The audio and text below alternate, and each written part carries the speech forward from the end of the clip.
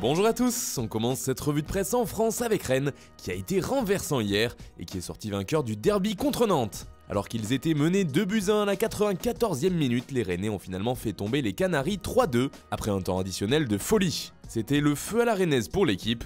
A noter que les hommes de Julien Stéphan se classent désormais 3e de Ligue 1 en creusant un petit écart sur leurs poursuivants qui n'ont pas encore joué ce week-end. En Espagne, le nouvel entraîneur du FC Barcelone, Quique Setién, fait beaucoup parler. Et ce samedi, le technicien espagnol s'est livré dans un long entretien pour les principaux journaux sportifs de Catalogne. C'est notamment le cas de Sport qui en fait sa une. Setién a évoqué de nombreux sujets comme son meilleur joueur. « J'espère que nous rendrons Messi tellement heureux qu'il voudra rester », a-t-il déclaré. Il a également avoué que selon lui, le jeu du Barça s'était éloigné de l'idée originelle et a ajouté que lorsqu'il voyait l'intensité avec laquelle Ousmane Dembélé s'entraînait, cela le faisait pleurer. Un sacré compliment dont le français n'a sûrement pas trop l'habitude. Et puis on reste en Espagne avec la superbe affiche du week-end en Liga, le derby de Madrid entre le Real et l'Atlético. La rencontre se jouera à 16h ce samedi au Santiago Bernabéu. Selon AS, ce sera un derby à deux visages entre un Real lancé à pleine vitesse et l'Atlético en pleine déprime. Marca aussi en fait sa une et voit dans ce duel bien plus qu'un derby. Le journal ibérique précise d'ailleurs que Yannick Carrasco, qui a fait son retour chez les Colchoneros, fait bien partie du groupe pour le match. Peut-être rejouera-t-il ses premières minutes à l'Atlético face au rival madrilène. On part maintenant en Italie où le mercato de l'Inter fait les gros titres.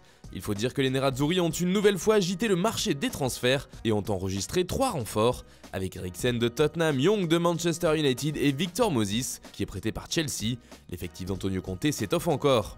D'ailleurs, pour le Corriere dello Sport, le technicien italien ne pourra plus se cacher et il n'a plus d'excuses. Seul point qui a capoté l'arrivée de Giroud, mais le journal transalpin y voit une promesse pour juillet. D'ailleurs, Tuttosport aussi parle d'un mouvement à venir l'été prochain, celui de Paul Pogba à la Juventus.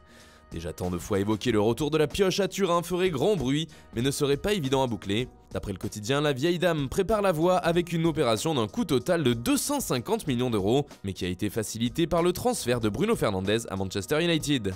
Enfin, on termine ce tour de la presse par l'Angleterre où on apprend quelques éléments intéressants des négociations pour un retour de Gareth Bale à Tottenham. Selon The Times, les Spurs étaient très intéressés par cette opération et ont fait le forcing. Mais ils se sont heurtés à plusieurs problèmes. D'abord le fait que le Gallois ne soit pas prêt du tout à baisser son salaire, lui qui gagne 2 millions de livres par mois, soit 2,4 millions d'euros. Le président de Tottenham, Daniel Levy, ne souhaitait pas non plus créer trop d'écart avec les salaires de ses joueurs. Le board du club londonien était pourtant optimiste quant à la possibilité de trouver un accord, mais l'intransigeance de Bale concernant ses émoluments a semble-t-il bloqué toute possibilité de départ. Et d'ailleurs, poursuit le journal, il semble probable que l'ailier gallois reste à Madrid jusqu'à la fin de son contrat en juin 2022.